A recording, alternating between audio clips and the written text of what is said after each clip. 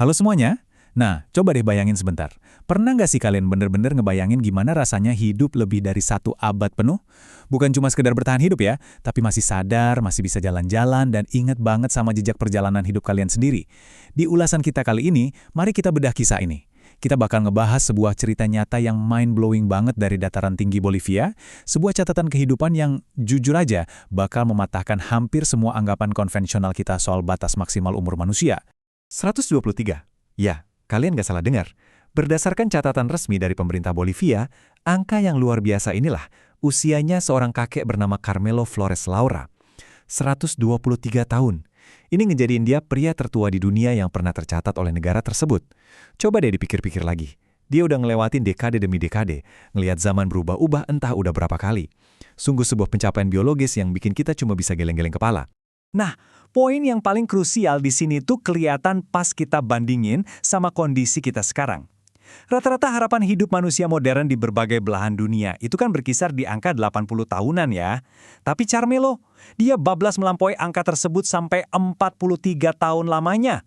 Secara harfiah, dia tuh menjalani 1,5 kali masa hidup rata-rata kita semua.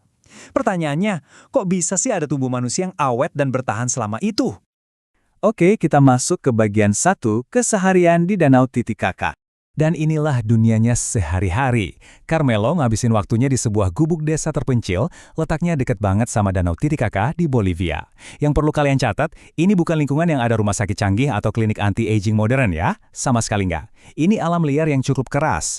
Dia tinggal di dataran tinggi yang udaranya tipis dan suhunya dingin banget. Jadi umurnya yang panjang ini benar-benar murni hasil dari kehidupan yang secara langsung beradaptasi dan menyatu sama lingkungan alam yang ekstrim. Terus, gimana sih kondisi fisiknya sekarang? Ya, namanya juga waktu yang super panjang, pasti ninggalin jejak dong. Semua giginya udah habis, dan mobilitasnya juga jelas menurun. Dia kalau jalan udah mulai tertatih-tatih. Tapi, penglihatannya tuh masih cukup tajam loh buat ngenalin wartawan yang datang ngunjungin dia. Dan, nah ini bagian yang paling bikin takjub. Dia ngaku nggak pernah sakit keras sama sekali seumur hidupnya. Nggak pernah. Ini adalah tingkat vitalitas yang benar-benar langka. Dan jujur, ini salah satu hal yang paling mempesona dari sosok Carmelo. Waktu ditanya kapan tepatnya dia lahir, dia tuh cuma senyum tipis aja. Dia bener-bener nggak ingat tanggal pastinya. Dia cuma jawab, usia saya seharusnya sudah lebih dari 100 tahun. Coba kalian pikirin deh, ketidaktahuannya ini justru nunjukin kalau dia tuh hidup dengan luar biasa damai. Bener-bener lepas dari jam, kalender, dan tekanan waktu yang sering banget bikin kita, manusia modern ini stres tiap hari. Lanjut ke bagian 2, rahasia diet panjang umur. Kunci pertamanya ini mungkin bakal bikin banyak dari kita ngevaluasi ulang isi piring kita nanti malam. Coba perhatiin kutipan langsungnya ini. Saya tidak makan mie atau nasi. Wow, kontrasnya kuat banget kan? Sebagian besar dari kita tuh kayaknya bergantung banget sama karbohidrat olahan dan nasi buat sumber energi instan. Tapi kakek 123 tahun ini, dia sama sekali nggak nyentuh makanan pokok kebanggaan kita itu. Jadi apa dong yang dia makan? Makan utamanya tuh terdiri dari barley, kentang, kacang-kacangan, umbi oca lokal sana, dan sesekali daging kambing, yang emang pas banget buat ngangetin badan di dataran tinggi pegunungan.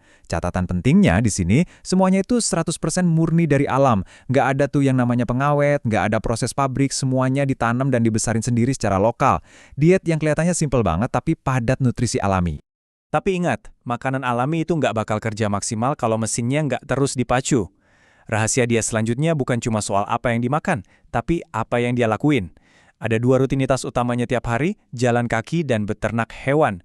Buat dia, nggak ada tuh kamus gaya hidup pasif atau rebahan seharian di depan layar. Tubuhnya udah terbiasa buat ngelakuin pergerakan fisik yang punya tujuan terus-menerus. Dia selalu aktif, dan itu ngejaga fungsi jantung sama organnya tetap kerja optimal sepanjang waktu. Sekarang, kita masuk ke bagian 3, sisi sepi umur panjang. Di balik semua keajaiban ini, ada realitas yang sejujurnya menyayat hati. Carmelo ini punya 3 orang anak sepanjang hidupnya. Secara alami, kita kan berharap anak kita lah yang bakal nganterin kita ke tempat peristirahatan terakhir. Tapi karena usianya yang ekstrim banget, hukum alam itu jadi terbalik. Carmelo justru harus ngerasain kepedihan nguburin 2 dari 3 anaknya sendiri. Saat ini, tinggal 1 aja anaknya yang masih bertahan hidup nemenin dia. Kepedihan itu kerasa makin dalam pas kita nyadar siapa yang udah nggak ada di sisinya saat ini.